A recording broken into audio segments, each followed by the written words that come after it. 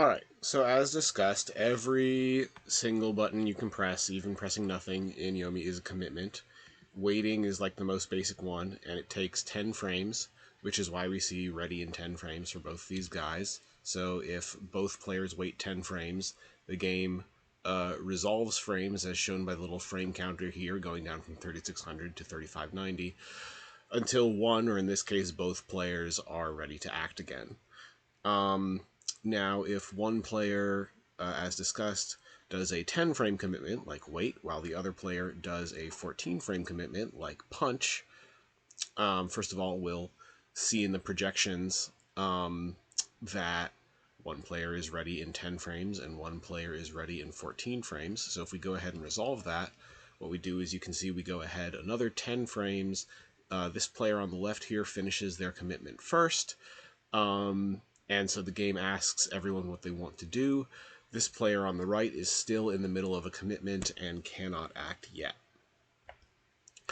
Now, in this case, because the player on the left has finished their commitment completely, let's call them player one, they have the full selection of options available to them once again.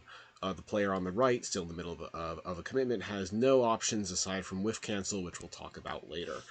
But note that player 2 is going to finish their commitment in 4 frames, meaning that the game is going to ask for a turn again in 4 frames. So let's say that player 1 decides to jump, and you'll notice it says interrupt in 4 frames rather than ready in 4 frames. That's because the game is saying there's going to be a turn in 4 frames. You're going to be still in the middle of the action that you already selected, but we're still going to ask you again what you want to do. So we resolve 4 frames ahead. As you can see, not a lot of movement happened. It's a very small time window, and that's an important thing to note when you're finishing out those really tiny turns. Not a lot is going to happen before there is another turn. So an important thing about that is, let's say we just resolve all the way back to neutral, just a few turns, blah, blah, blah. Doesn't really matter what happens here. Let's say that, once again, we've got one player committing 10 frames and another player committing 14 frames. Once again, the game resolves 10 frames forward. Player 2 still has 4 frames left. So let's say that I want to try and attack their end lag with my 7-frame move here while they're finishing the last 4 frames of their end lag. Well, what's going to happen is that the game is going to resolve forward 4 frames until player 2 is ready to act again. And then you get this situation where player 1 is in the middle of their attack with 4 frames to go before hitting. They finished like the first several frames of their startup. They've still got to finish a few more. Player 2 is now fully actionable, and player 2 can also see player 1's attack. Player 1 has unfortunately telegraphed themselves. So you should be very careful about committing attacks when there's just about to be a resolution of action for the player you're attacking. In other words, when the game is about to interrupt you in just a couple of frames. It's often better for surprise reasons to wait for committing attacks for when the other person could also make an equally big commitment. So in this case, let's say player 2 can block or dash back or even even back sway, whatever. And in this case, player 1 would pretty much get hit. But let's just reset to neutral.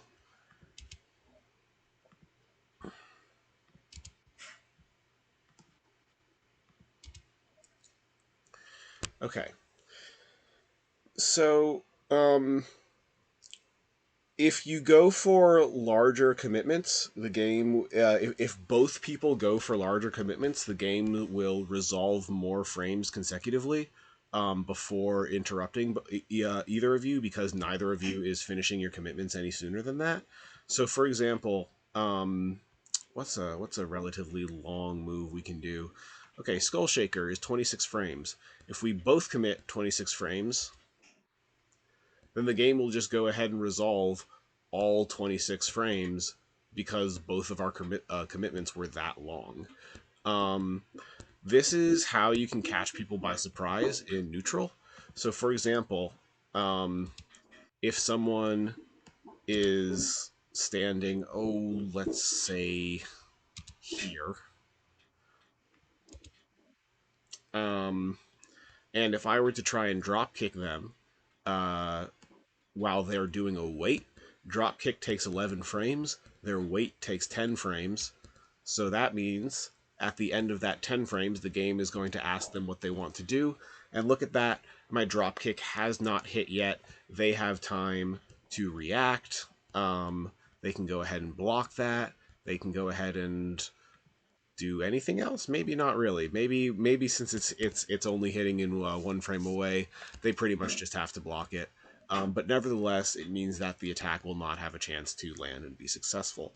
On the other hand, if the person commits more than 11 frames, like let's say, for example, they go for a punch, in which case they're committing 14 frames, then my 11-frame move actually has the possibility of hitting them before they can do anything about it. So I'm going to lock in here, and you're going to see that player 2 is going to get hit before the game ever asks them if they'd like to do something about it. Um, so that's why you kind of want to save your surprise attacks for when the opponent might also be able to make a commitment.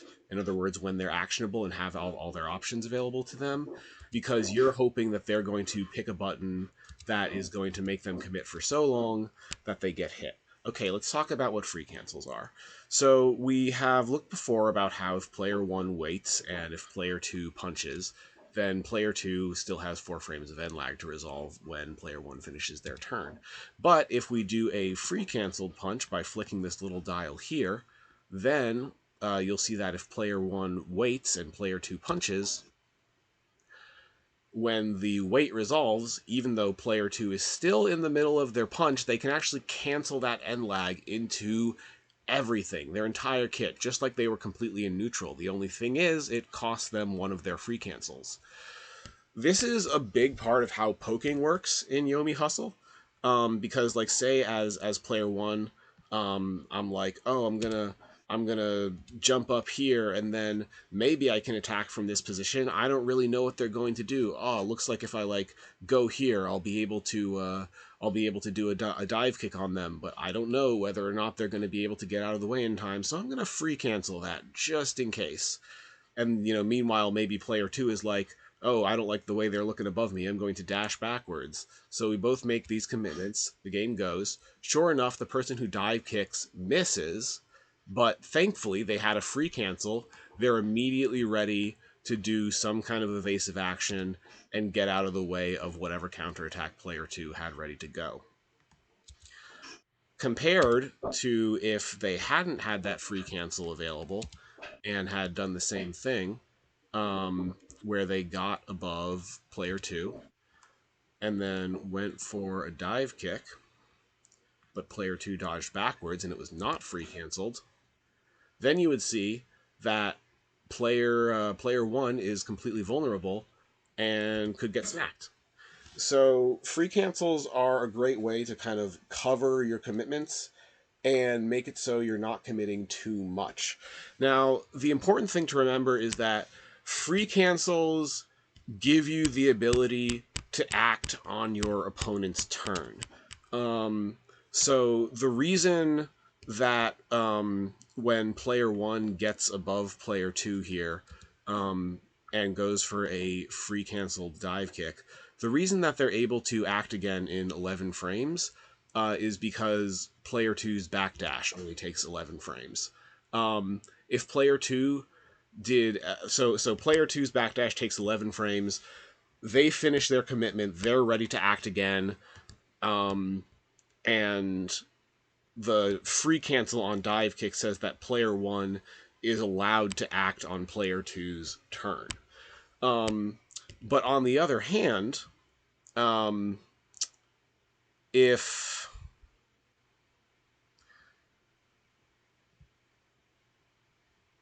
what's a good example here?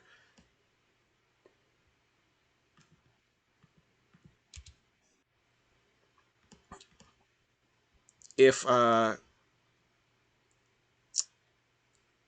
let's say I'm going for a nunchuck hit, um, that is that a good example? Not really. I'm going to have one of these guys get into their nunchuck stance. Okay, so we've got player 2 in their nunchuck stance right now. Um, so let's say that I am going for um, a nunchuck hit as player 1, and I don't know if this nunchuck hit is going to hit the way I want, so I put in a free cancel. So, for example, if once again player 2 just jumps out of the way, then in 12 frames, player 2 would become actionable, which means player 1 who free canceled would also become fully actionable, even though they're still in the middle of an attack. However, if player 2 does chuck jump, which is a 23 frame commitment, then the free cancel of player 1 will actually never get the chance to work, because free canceling lets you act on your opponent's turn, and your opponent isn't going to take any new turns before they hit you because they've made a 23 frame commitment. So even though player 1 has a free cancel activated, they're not going to get a chance to block before player 2 hits them. So bear in mind that having free cancel selected lets you cancel your move when your opponent finishes up their commitments, but it doesn't let you cancel the move before the opponent finishes up their commitments. It just says that you can act anytime the game is checking for a turn. It doesn't make the game check for turns any sooner.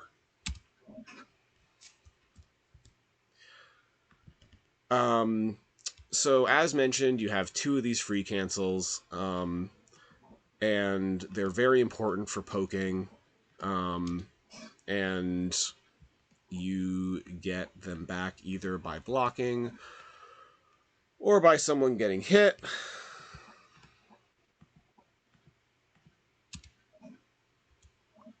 So for example,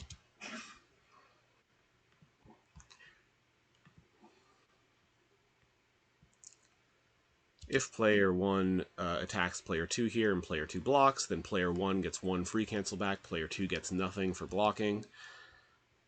And if there is a hit, then both players get their free cancels back. Let's just resolve.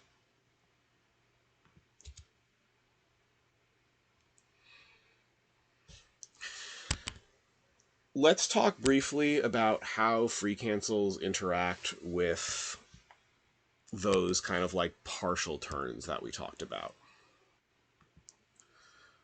So for example, I have one of these guys dash back. Let's say that one person does their chuck attack and the other person does a punch. The chuck attack is going to be free canceled.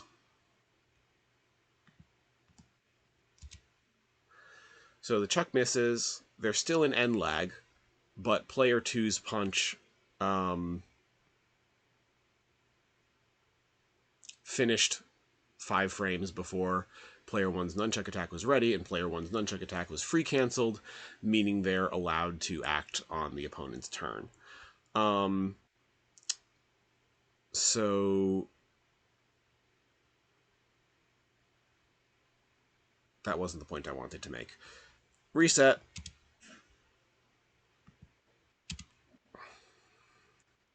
Okay, one person waits, one person punches.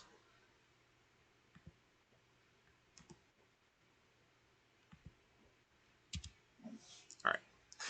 So we've got this thing where player 2 has punched and is ready in 4 frames. Player 1 has 4 frames to make an action because the computer is going to check for another turn in 4 frames. So let's say we do a free canceled nunchuck attack now. So we only get the first 4 frames to start that. As mentioned, that means that we're going to hit sooner because of we've already finished a few frames the turn before, but we're also telegraphed.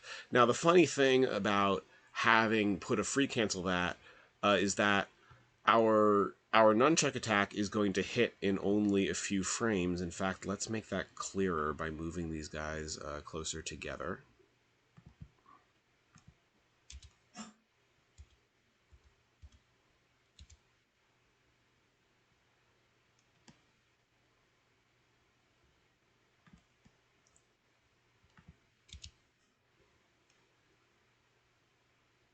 All right.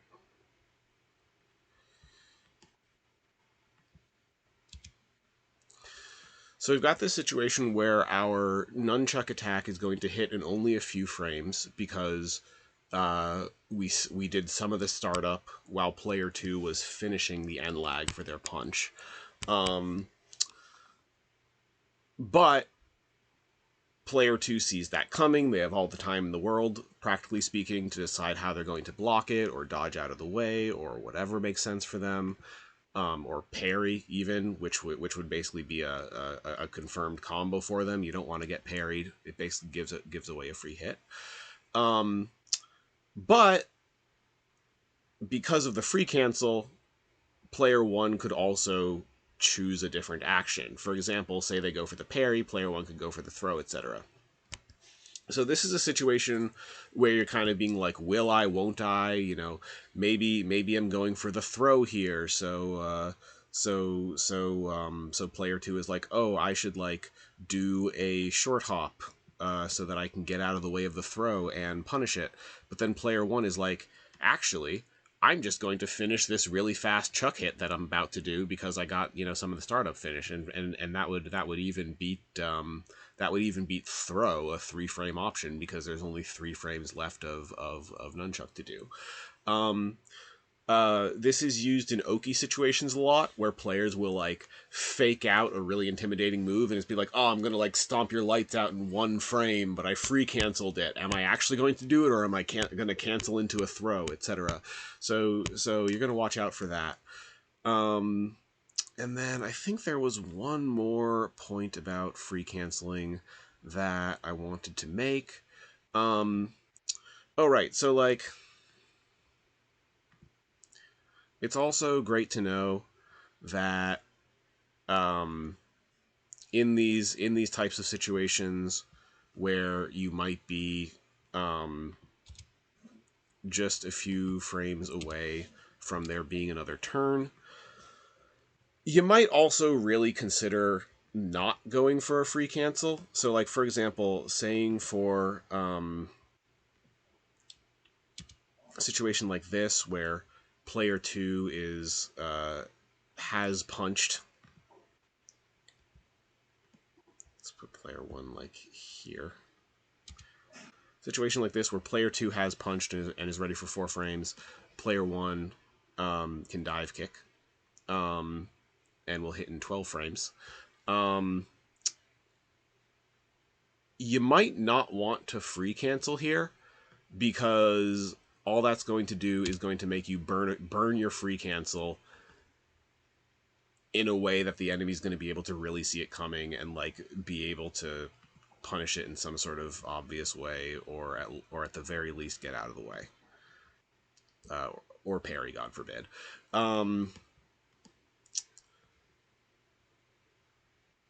That being said, let's get everyone back to neutral. If you find yourself in a situation like that, what I often really like to do is just let those last few frames finish. Just do nothing for that brief turn there, because you're not going to really get anything done anyway. You're giving up a few frames of action, but what you're gaining actually is the opponent's ability to make a commitment again. So let's say for some for some reason, like they think like, oh, maybe they're going to go diagonally over there. I'm going to try and uppercut them or something. Um, and can can I beat that? Can I actually beat that? All right, I guess that would be a pretty good move in that situation. Um, but in this case, let's say, oh, I'm gonna like go for my backsway, and because they're able to make a commitment in this situation, they could actually put themselves in a really bad, really dangerous position, because they were actually able to make a commitment before they saw what you were going to do. And making commitments the wrong way is how you get people to make openings, because reaction time is no object in this game. You just have to trick the commitments that people are making. Um, I think there was one more thing I wanted to say. Oh, right. Okay, so reading the projections. Um, so you'll note that when when you select a move, the game gives you a couple of bits of information in a row. In this case, we see a projection dashing. So we see a projection of player one dashing towards player two.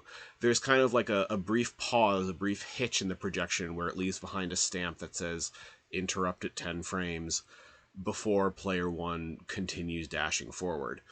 That stamp is how far the game will go before asking for a turn if everything goes as predicted. So right here on this like right on this line is where the game is predicting that it's going to ask for the next turn. Interrupt in 10 frames as player 2 finishes their landing. Sure enough, we end up right there. Um, the game's It's good to know that the game's prediction about where the next turn will be can potentially be off if the other player does a bigger commitment than the game was expecting. So, for example, in this case, we're interrupted in 10 frames because player 2 finishes their waiting in 10 frames. But if player 2 here, let's use super dash since it's a little bit more dramatic. Once again, we're interrupted in 10 frames because player 2 finishes their waiting in 10 frames. But if player 2 does a commitment, then let's say blocking, then player 2 is now committing 20 frames. So our super dash is going to continue 20 frames before being ultimately interrupted at 20. How long is a super dash? It looks like, okay, so it looks like a super dash can go for up to 22 frames long. As you've probably noticed, a lot of the movement options are basically always free canceled, even if they don't like finish the amount that you're supposed to have committed. You can generally act during the opponent's turn. That's what makes them non-committal. That's what makes them a safe way to feel things out. So like, it's nice because if I'm super dashing and they interrupt me, I can still act out of that any way I like. That doesn't mean that it doesn't matter that it's a commitment, because it also means that if I super dash and they go for something big and slow, I've still committed a bunch of frames. I'm still going to get hit by that, let's say stomp, before the game asks me if I want to take another turn.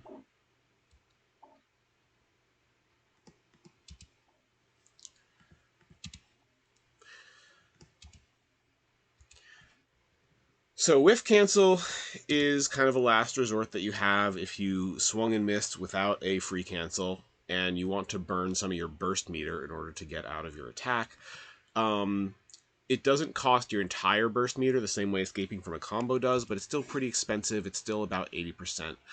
Now, the thing that's important to know about whiff cancel is it is not as strong as you think it is. First of all, it takes 2 frames just to do the whiff cancel itself, so you're already going to be losing a bit of time if someone's right on top of you and in the middle of a move that's about to hit you. 2 frames might not seem like a lot, but when a move was already only 4 frames away from hitting you, it's kind of a lot. And the other thing you'll notice is that after whiff canceling, you don't actually have all your moves. In fact, you're missing quite a bit of them.